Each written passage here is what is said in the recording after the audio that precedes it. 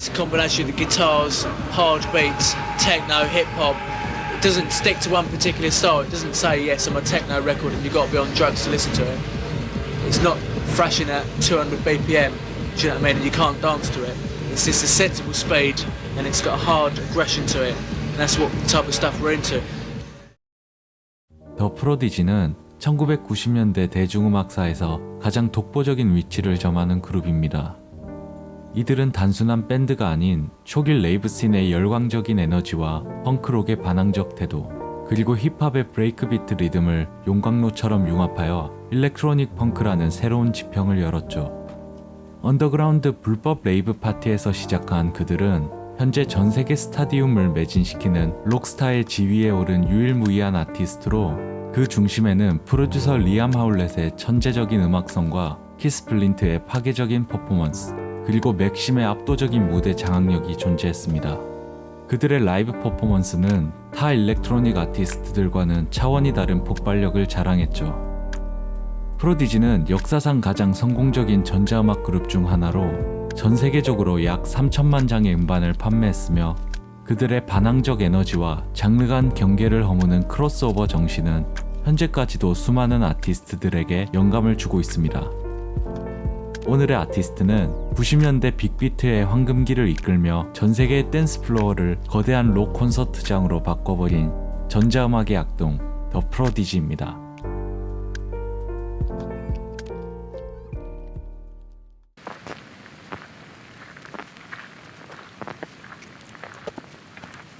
더 프로디지의 독자적인 사운드를 정립한 리암 하울렛은 어린 시절부터 다양한 장르를 흡수하며 성장했습니다.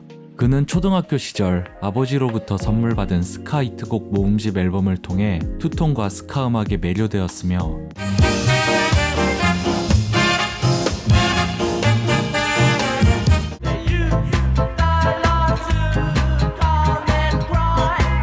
중학교에 진입하면서부터는 힙합 문화에 깊이 빠져들었습니다. 특히 1984년 개봉한 영화 비트 스트리트는 그에게 결정적인 영향을 미쳤는데, 그는 이 영화를 여러 번 반복 시청하며 그랜드 마스터 플래시 앤 더 퓨리어스 5 같은 아티스트들을 동경하게 되었죠. I heard Grandmaster Flash and the Wheels of Steel. That was the first sort of do-it-yourself record for me, you know. And when I heard that record, I was like, it was as if all I had to do to make music was to buy some turntables and learn how to scratch. Daytime Dallas at night can't even see the game or the Sugar Ray fight. The bill collectors, the 그 후 아르바이트로 번 돈으로 저렴한 턴테이블을 구매한 리암은 지역 힙합 그룹 컷투킬의 두 번째 DJ로서 음악 경력을 시작하게 되었습니다. 그러나 이 시기 그는 음악 산업의 비정한 이면을 경험하게 됩니다. 밴드의 데뷔 앨범 녹음 예산이었던 4,000파운드를 낭비한 것도 모자라 나머지 멤버들이 리암을 배제한 채 탐탐 레코즈와 몰래 계약을 체결한 것이었죠. 리암이 만든 트랙이 계약의 결정적 계기였음에도 불구하고 배신당한 이 사건과 런던의 클럽 서브터라니아에서 칼로 위협받은 사건 등은 그가 힙합 씬의 환멸을 느끼고 새로운 음악적 도피처를 찾게 만드는 결정적인 계기가 되었습니다.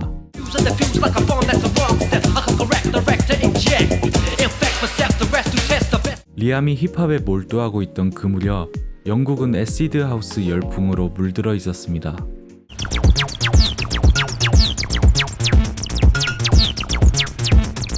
이 기이하고 비틀린 사운드스케이프는 미국의 시카고와 디트로이트에서 탄생해 곧 대서양을 건너왔고, 버려진 창고들에서 벌어지는 불법 파티를 통해 뿌리 내리며 레이브라는 문화를 꽃피웠습니다. 제게 영향을 준 건 그 당시의 분위기였습니다. 정말 신선했거든요. 창고 레이브 파티에서 경찰이 들이닥쳐 강제로 해산시킬 때까지 파티를 벌이던 그 반항적인 감각이 좋았죠. 초창기에는 진짜 완전한 무법자 같은 분위기였습니다. 리암은 이 레이브 문화에 매료되었고 곧 파티에서 DJ 활동을 하기 시작했죠. 그리고 그는 이 시기 더 프로디지 멤버들을 만나게 됩니다. 당시 레이브 파티 씬에서 유명한 레이버였던 키스 플린트와 리로이 소닐은 리암의 디제잉에 깊은 인상을 받았고, 그들은 리암에게 밴드 결성을 제안하게 되죠. I was DJing at the back of a transit van, and this guy came up to me with, you know, long hair, which was Keith, and he was like, "Oh, the tune you were playing last week, just and it went, and he tried to sing it, and I pulled it out. I think it was the right one, you know. Yeah, right. And he said, I'll tell you what I'll do, I'll chuck some of these tracks down and some like it, and I'll sort you out a tape. So, yeah, cool. And then the next week he turns up, chucks me the tape, says, oh, that track's on there and a few others, I reckon you'd be into it. And on the other side's my stuff. So, of course, I got home, chucked the tape on, listened to the track that I wanted to hear, and I was, buzzing. It was really cool.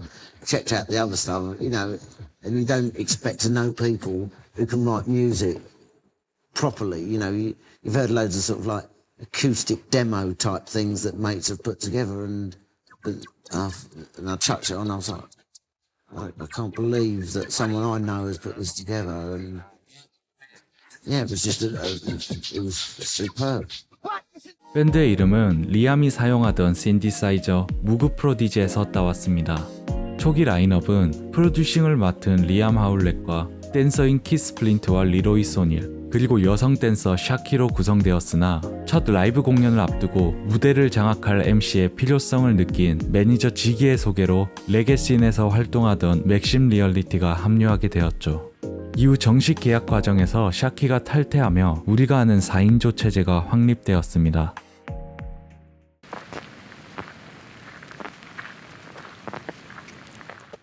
(1991년) 발매된 데뷔 싱글 찰리는 더 프로디지를 단숨에 스타덤에 올려놓았지만 동시에 그들에게 씻을 수 없는 낙인을 찍을 뻔한 문제작이었습니다.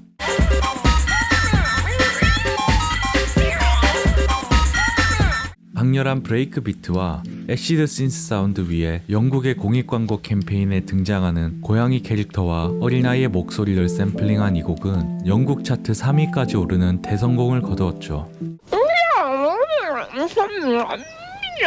Charlie says, always tell your mummy before you go off somewhere.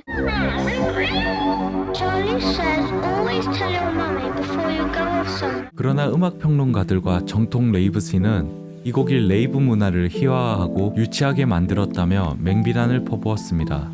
당시 댄스 음악 잡지 믹스맥은 찰리가 레이브를 죽였는가라는 헤드라인을 내걸기도 했죠.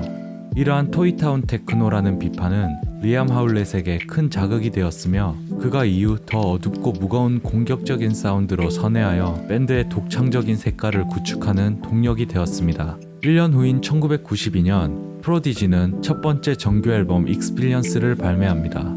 이는 리암 하울렛이 6개월간 외부의 압력을 배제하고 작업에 몰두한 결과물로 앨범 전체가 빠른 템포의 브레이크 비트와 무거운 서브 베이스, 현란한 소닉 테피스트리로 구성되어 있죠. 앨범에는 전에 싱글로 먼저 발매되었던 찰리 또한 수록되었는데 제목 뒤에는 트립 인투 드럼 앤 베이스라는 문구가 추가되었고 앨범의 컨셉에 맞게 훨씬 빨라진 BPM과 강렬한 사운드로 탈바꿈되어 있었습니다.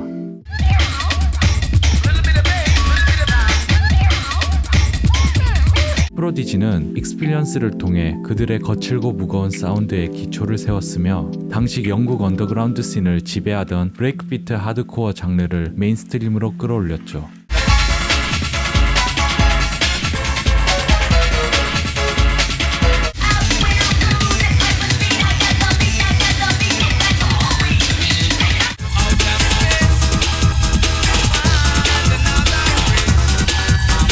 익스피리언스 발매 후 리암은 레이브 음악에 대한 흥미가 떨어져 있었습니다. 유명세를 얻기 시작한 후 레이브 파티의 DJ들이 프로디지의 음악을 틀어주지 않고 자신들을 배척시키는 것에 대해 환멸을 느끼기도 했죠. 익스피리언스를 홍보하기 위해 미국에 있었는데 그때 우리는 일종의 갈림길에 서게 됐습니다. 정말 중요한 시기였죠. 솔직히 말해서 저는 더 이상 레이브 음악에 흥미를 느끼지 못하는 시점에 이르렀어요. 밴드를 해체해야 할지 말아야 할지 고민했고 익스피리언스가 우리가 할 수 있는 전부인지 의문이 들기도 했죠. 그러던 중 리암은 미국에서 레이지 어게인스트 머신의 음악을 듣게 되었고 그의 영감을 받아 다음 앨범에 초석을 다지게 됩니다.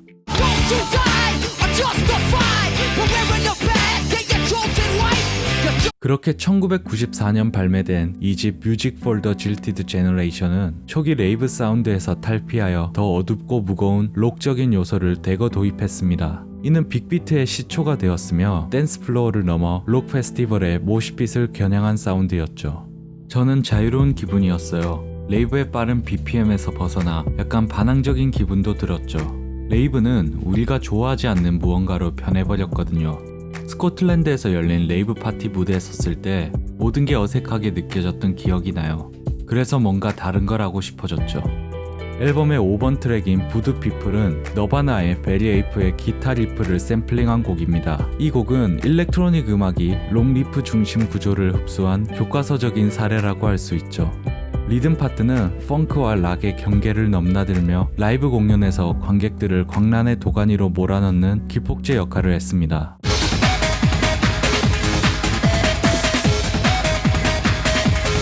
그 외 맥심의 보컬이 전면에 나선 힙합적인 트랙 포이즌과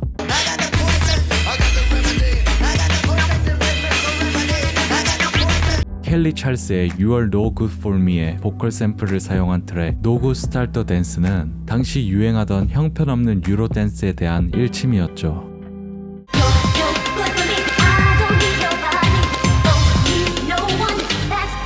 앨범 후반부에 배치된 더 나르코틱 스위트라고 불리는 3부작 트랙들은 향정신성 의약품 경험의 단계를 음악적으로 형상화한 실험적인 시도였습니다.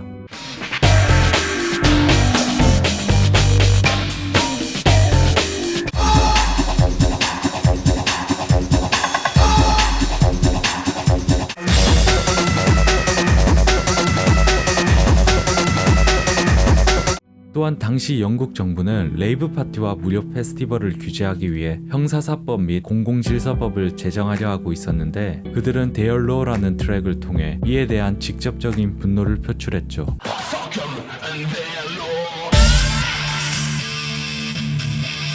하지만 동시에 그들은 자신들의 음악이 정치적인 것과 엮이는 것을 경계했습니다. 저는 항상 정치와 음악은 섞이지 않는다고 말해왔습니다. 가사에 정치적인 이야기를 담으면 저는 와닿지 않아요. 저는 그런 것에 관심이 없습니다. 알고 싶지도 않고요.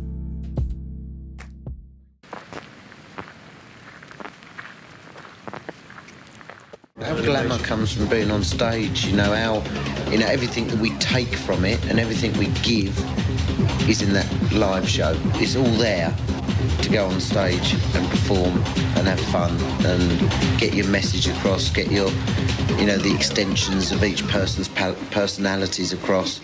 프로디지는 음악뿐만이 아닌 열정적인 라이브 퍼포먼스로도 큰 주목을 받았습니다. 밴드의 시각적 아이콘이자 에너지의 발산체인 키스플린트는 무대 위에서 끊임없이 뛰어다니고 관객을 도발하며 비디오 속의 광기를 현실로 불러왔죠. 댄서였던 그는 1996년 발매된 싱글 파이어스타터에서 보컬리스트로 변신했습니다. 긴 머리에 비교적 평범한 모습이었던 그는 이때부터 역방향 모이칸 헤어스타일에 코에 피어싱을 하며 짙은 아이라인을 그린 채 광기 가득한 카리스마를 뿜어내기 시작했습니다. Just sort of like took the middle out and thought, well, I'll make it a bit wider and stick this bit up here. And went round Liam's and Liam looked for his kitchen window and hell, what have you done? He said, no man, it's cool, I like it, I'm down with it. 파이어스타터는 더 브리더스의 SOS에서 가져온 왜곡된 기타 샘플과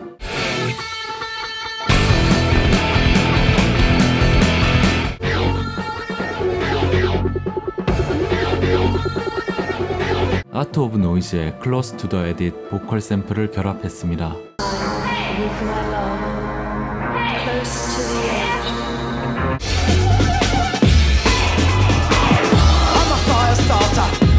흑백으로 촬영된 뮤직비디오는 지하 터널에서의 기괴한 퍼포먼스로 인해 BBC의 TV 프로그램 탑 오브 더 팝스에서 학부모들의 항의 기록을 세우며 방영 금지 처분을 받았죠. 그러나 이러한 논란은 오히려 곡의 파괴력을 증폭시켰습니다.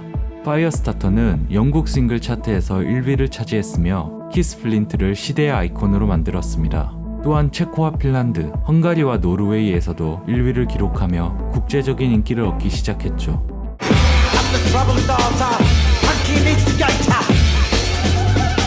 다음에 발매된 3집 The Fate of the Land는 더 프로디지를 영국 내 스타에서 글로벌 슈퍼스타로 격상시켰습니다. 발매 첫 주 영국과 미국을 포함한 22개국 차트 1위를 석권했으며 미국에서만 200만 장 이상을 판매했고 전 세계적으로는 1000만 장 이상의 판매고를 올리며 일렉트로닉 앨범 역사상 가장 빠른 판매 기록으로 기네스북에 등재되었죠.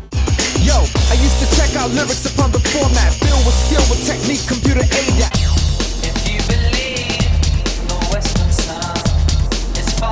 The Fate of the Land에서는 레이브의 영향이 더욱 감소했으며 펑크와 힙합의 비중이 증가했습니다. 이 앨범은 밴드의 정체성을 댄스 그룹에서 펑크록 밴드의 태도를 지닌 전자음악 아티스트로 완전히 탈바꿈시켰죠. 앨범의 오프닝 트랙인 Swing My Beach Up은 강렬한 애시드 리프와 힙합 그룹 울트라 마그네틱 MCs의 Give the Drummer Some에서 샘플링한 후렴구가 특징인 긴장감 넘치는 빅비트 곡입니다.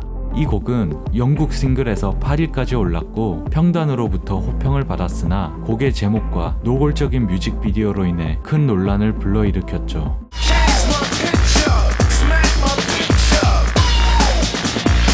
앨범의 또 다른 싱글 브리스는 키스 플린트와 맥심의 더블 보컬 체제가 빚어내는 시너지를 극대화했습니다. 영화 제임스 본드의 테마곡에서 따온 리프와 틴 리즈의 조니 더 폭스 및 지미 더 위드의 드럼 브레이크, 그리고 홍콩 영화 소림 여무당에서 따온 샘플에 중독성 있는 베이스 라인을 더해 팽팽한 긴장감을 조성했죠.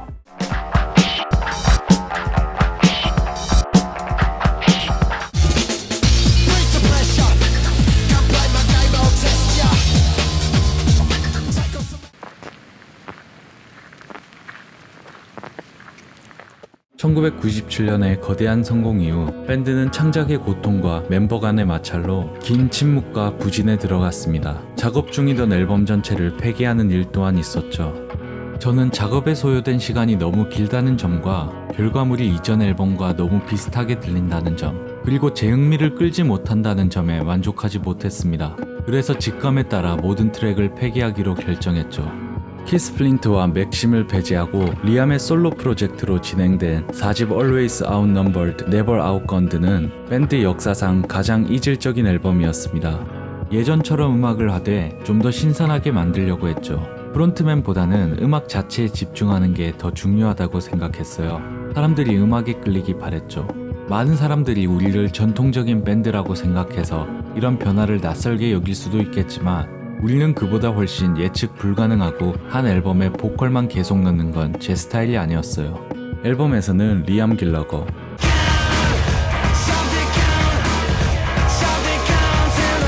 줄리엣 루이스,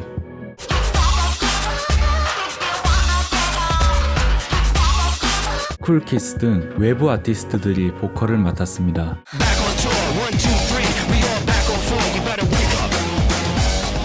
이번 앨범은 영국 앨범 차트에서 1위를 기록하긴 했지만 전작의 성공에는 미치지 못했고 평단의 반응 또한 미지근했죠.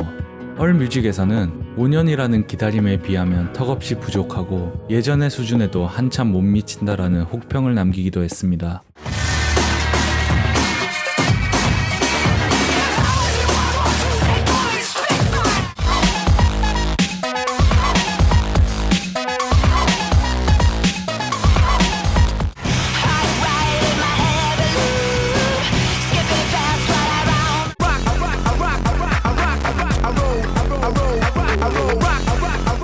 침체기를 겪던 밴드는 2005년 베스트 앨범 발매와 함께 투어를 재개했고 프로디지는 다시금 제자리를 찾아갔죠. 관계가 회복되면서 투어를 재개한 그들은 기존의 히트곡들과 함께 연주할 새로운 곡의 필요성을 느꼈습니다. 그렇게 해서 나온 앨범이 5집 Invaders Must Die였습니다. 이것은 진정한 의미의 밴드 앨범으로의 귀환이었죠. 이들은 자신들이 가장 잘하는 올드스쿨 레이브와 록 에너지의 결합으로 회귀했습니다. 리암은 우리는 밴드로서 다시 뭉쳤고 이 앨범은 우리가 함께 만든 결과물이다라고 선언했죠. 그때는 애시드 하우스와 레이브 씬의 20주년이 되는 해였습니다. 우리는 그 역사의 한 부분이었고 영국 청년 문화의 매우 중요한 움직임에 속해 있었죠. 그걸 깨닫는 순간 오히려 마음이 자유로워졌어요. 라이브에서 틀기 위한 일종의 부틀렉 같은 회고적 트랙을 하나 만들고 싶었습니다.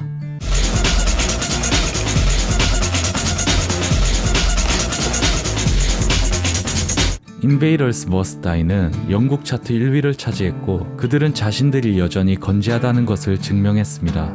프로디지는 전작의 부진을 씻어내고 다시금 록 페스티벌의 헤드라이너 위치로 자신들을 복귀시켰죠.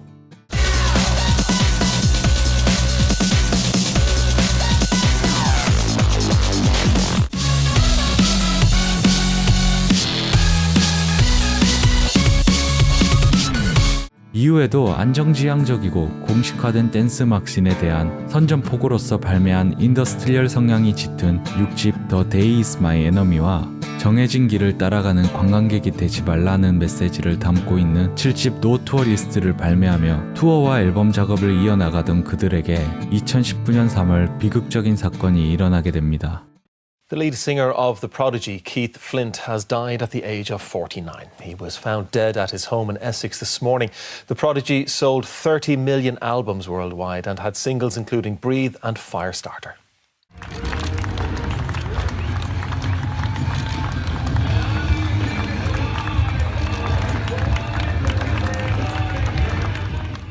키스 플린트는 단순한 프론트맨이 아니었습니다. 그는 살아있는 불꽃이었으며 무대 위에서는 유연하고 거침없는 한 마리의 맹수와도 같았죠. 그는 시대의 아이콘이었습니다. 리암과 맥심은 깊은 슬픔 속에서도 밴드를 해체하지 않기로 결정했습니다. 2022년 밴드는 라이브 투어를 재개합니다. 그들은 키스 플린트를 대체할 보컬을 영입하지 않았으며 무대 위에 그를 위한 공간을 비워두었죠. 파이어스타터가 연주될 때면 무대에는 키스의 윤곽을 형상화한 녹색 레이저 조명이 비춰졌습니다.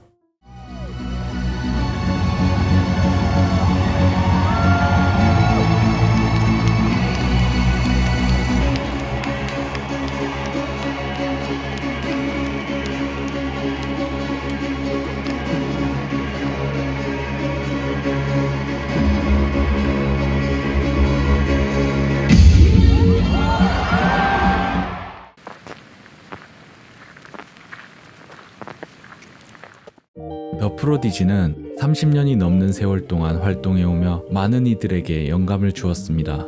세필트라와 Bring Me The Horizon, 스크릴렉스와 펜듈럼 등이 그 유산을 이어받았죠. 현대의 수많은 락과 힙합, 일렉트로닉을 결합한 아티스트들도 마찬가지일 것입니다. 그들은 유명세에 취하지도 않았으며 오히려 마돈나나 데이비드 보이, U2와 같은 슈퍼스타들의 작업 제의마저 거절했습니다. 수많은 논란들을 몰고 다녔지만 그 어떤 무엇도 그들의 날개를 꺾을 수는 없었죠. 더 프로디지는 단순한 과거의 유산이 아닙니다. 그들은 여전히 현재 진행형인 전설로서 전 세계의 댄스 플로어와 무대 위에서 그들의 비트가 울려 퍼지는 한 영원히 살아 숨쉴 것입니다. In sort of the early days, you got the one hit wonder thing, you know, you got the dance albums don't sell, all that type of shit, you know, and we kind of, every time we released a record, we sort of, you know, we sort of proved people wrong. It just showed that if you're real and you stick to yourself or stick to what you believe and you do it for yourself and not for the rest of the world, you know, that was the way to get things to pay off, really.